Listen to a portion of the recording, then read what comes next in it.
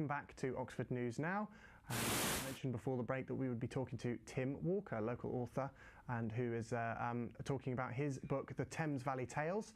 So, Tim, thank you very much for joining us. Lovely to be here, Fraser.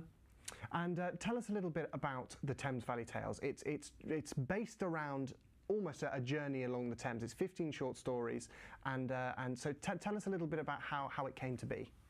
Yes, there's a lot of me in a lot of these stories, and I won't say what bits where.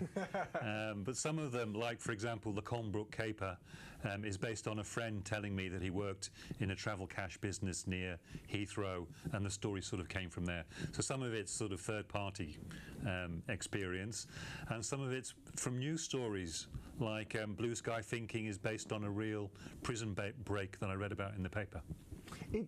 When you come to conceptualising writing a book, it must be kind of, there are little things that just stick in your mind, little bits of information. You go, oh, that would be a great kind of thing to grow a story around. Yeah, absolutely. I mean, some of it is based on incidents that have happened to me or places I've visited, such as the White Horse. I visited there earlier this year and bought the National Trust booklet and was basically read around the history of it and was inspired to write a story about it.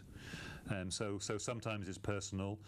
There is a story about me going for a job interview from Maidenhead to Bath, and I started reading about the Roman road, the A4, and I came to understand that the Saxons had called it the Devil's Highway.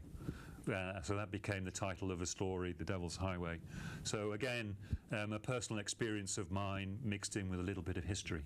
But a little section here from The Tiger's Foot, and this is a story you were telling me about before. It's very intriguing. So if we could ask you to just a dramatic reading, as it were, from the author, okay. Tim Walker, reading from The Tiger's Foot. The Tiger's Foot is set in Oxford, so I feel it's appropriate, and I'm going to read you the last 2 paragraphs. The mists of Isis rolled along the riverbank, moonlight illuminating the ghostly fog as it wrapped its tentacles around the bridge. 2 students tumbled out of the head of the Thames pub, the last to leave, and made their way onto Folly Bridge, pausing only to urinate over the side into the murky river. Lurching like drunken sailors, they moved on, water lapping against wood the only sound. They imagined they were walking on clouds as the mist licked around their ankles. On padded paws he approached, ears pricked forward and yellow eyes fixed on the shapes in the mist. Crawling stealthily, he reached the stone parapet at the entrance to the bridge and waited. The swaying students giggled as they made exaggerated moon steps through the swirling fog, unaware that they were being watched. Barely 10 feet away, the beast broke cover and rushed them. A growl of aggression preceded a leap and killing blow to the neck. Surprise was the last look etched on his face as he fell forward, enveloped in the mist.